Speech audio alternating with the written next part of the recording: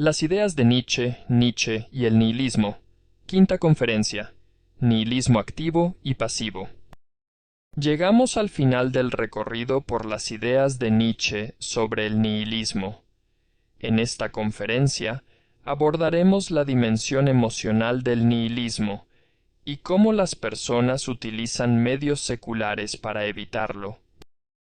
Analizaremos ideas clave de Nietzsche sobre el nihilismo que no hemos tratado, incluyendo su visión del nihilismo como un mero estadio transitorio, junto con su interesante demarcación entre nihilismo activo y nihilismo pasivo.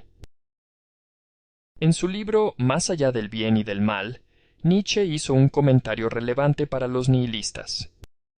Poco a poco, me ha quedado claro lo que ha sido hasta ahora toda gran filosofía, a saber, la confesión personal de su autor en una especie de memorias involuntarias e inconscientes.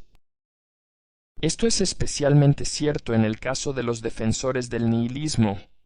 Los argumentos filosóficos nihilistas suelen inventarse a posteriori para defender los sentimientos de desesperación y pavor ante la inutilidad absoluta de la vida, en lugar de ser lo que lleva a uno a tal postura en primer lugar. Viktor Frankl insiste en este punto. El nihilismo, afirma, no puede tratarse como un problema abstracto. Se trata más bien de un problema existencial que surge cuando la propia existencia en el mundo se vuelve problemática. Como él dice, el nihilismo, tal y como se experimenta, el sentido existencial real del sinsentido y la futilidad de la vida, no es el producto de una teoría intelectual. Como se ha señalado en conferencias anteriores, para que un sentido o propósito en la vida sea satisfactorio, y evitar así la aparición de los sentimientos emocionales asociados al nihilismo, la mayoría de los individuos necesitan estar convencidos de que el propósito en el que creen es objetivo. En otras palabras, deben creer que ese propósito no es la creación arbitraria de uno o un puñado de individuos, sino que existe escrito en el tejido del universo, por así decirlo. Nietzsche subraya que, históricamente, los seres humanos han recibido esta seguridad a través de las enseñanzas de lo que él denomina una autoridad sobrehumana. En la voluntad de poder, explica. La pregunta nihilista por el qué hunde sus raíces en el viejo hábito de suponer que la meta debe ser planteada, dada, exigida desde fuera, por alguna autoridad sobrehumana. La creencia en la búsqueda de respuestas a preguntas existenciales es cada vez más difícil para muchos en el último siglo. Sin embargo, esta necesidad de encontrar un propósito a la propia vida es una fuerza implacable, y hoy en día los individuos encuentran cada vez más formas de evitar el nihilismo que no implican creencias en lo sobrenatural. En su lugar, muchos utilizan lo que puede considerarse una alternativa secular para encontrar sentido y propósito a la vida. Esta alternativa, que es un fenómeno moderno, es la participación en movimientos de masas. Esta participación suele incluir el apoyo a un partido político o a un líder, a una guerra, o simplemente identificarse fuertemente con su nación. A principios del siglo XX, que como mencionamos en la conferencia anterior, fue la generación que Nietzsche profetizó que presenciaría el auge del nihilismo, esta forma secular de evitar se llevó al extremo y a menudo desembocó en el totalitarismo y otros movimientos revolucionarios. Los dos movimientos de masas más infames de principios y mediados del siglo XX fueron el nazismo y el comunismo.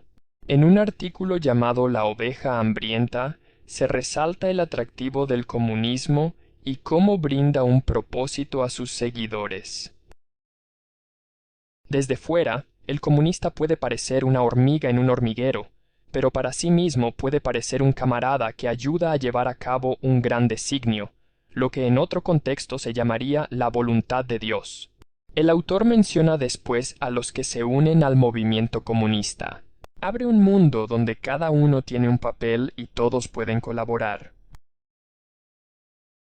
Al sentirse un miembro activo y activo de su sociedad, muchos pueden obtener, en mayor o menor medida, la certeza existencial sobre el sentido de la vida que antes proporcionaban las religiones. A continuación examinaremos algunas ideas clave de Nietzsche sobre el nihilismo. Como ya hemos señalado en una conferencia anterior, el propio Nietzsche pasó por un periodo de nihilismo, escribiendo que había vivido todo el nihilismo hasta el final, dejándolo atrás fuera de sí mismo. Nietzsche obtuvo un conocimiento íntimo sobre su naturaleza al superar el nihilismo. Nietzsche no pensaba en el nihilismo como una posición filosófica satisfactoria, sino más bien como calificándolo de patológico. Como cualquier enfermedad, los enfermos de nihilismo deben esforzarse por librarse de él. Por eso, según Nietzsche, el nihilismo puede considerarse una etapa de transición en la vida.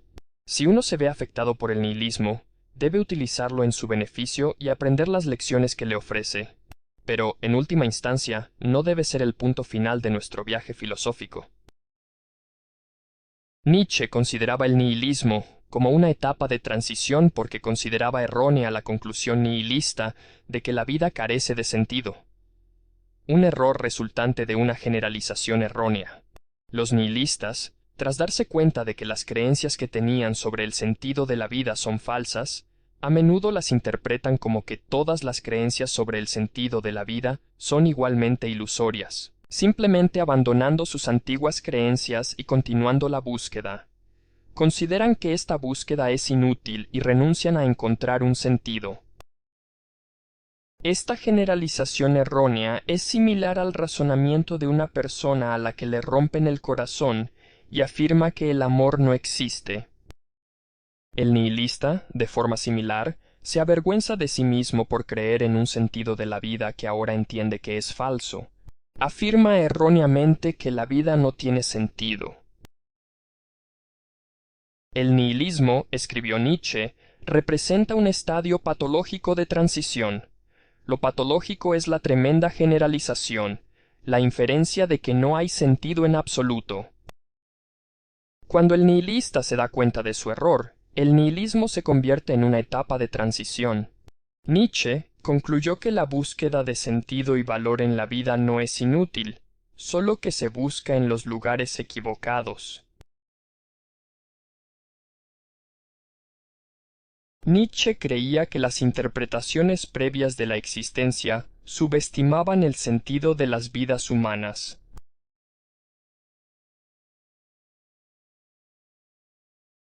Como mencionamos anteriormente, tradicionalmente se ha creído que el sentido se encuentra en un mundo aparte de éste. La ventaja del nihilista es que debe encontrar sentido en esta vida para superar la enfermedad nihilista. Según Nietzsche, quienes se atrevan a emprender esta tarea pronto descubrirán que la vida es mucho más valiosa de lo que jamás hubieran imaginado. Escribió: en resumen, el mundo puede ser mucho más valioso de lo que creíamos. Debemos ver más allá de la ingenuidad de nuestros ideales, y aunque creíamos haberle dado la interpretación más elevada, quizá no hemos dado suficiente valor a nuestra existencia humana. Nietzsche dudaba de la capacidad de autocuración de las personas en nihilismo.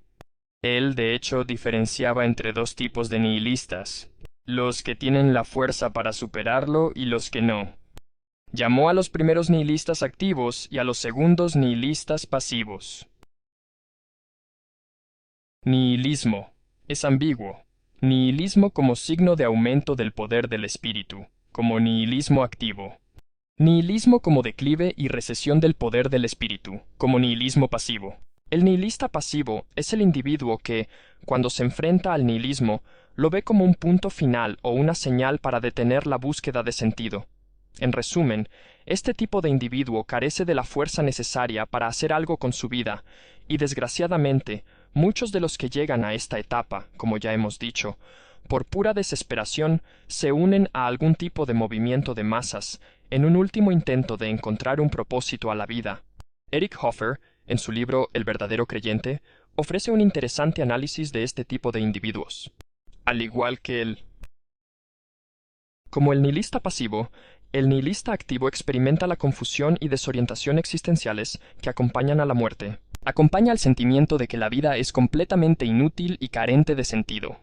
Sin embargo, en lugar de sucumbir a esta desesperación o lanzarse ciegamente a un movimiento de masas para calmar sus miedos, como hace el nihilista pasivo, Nietzsche imaginó al nihilista activo como un individuo que se lanza al ataque y destruye conscientemente todas las creencias que antes daban sentido a su vida. El nihilismo alcanza su máximo de fuerza relativa como fuerza violenta de destrucción, como nihilismo activo. Tras deshacerse de todas las creencias y apegos que antes daban sentido a su vida, el nihilista activo se queda solo en el universo, un verdadero espíritu libre e independiente capaz de crear sentido, en lugar de que se lo imponga una figura de autoridad. Y así habló Zaratustra.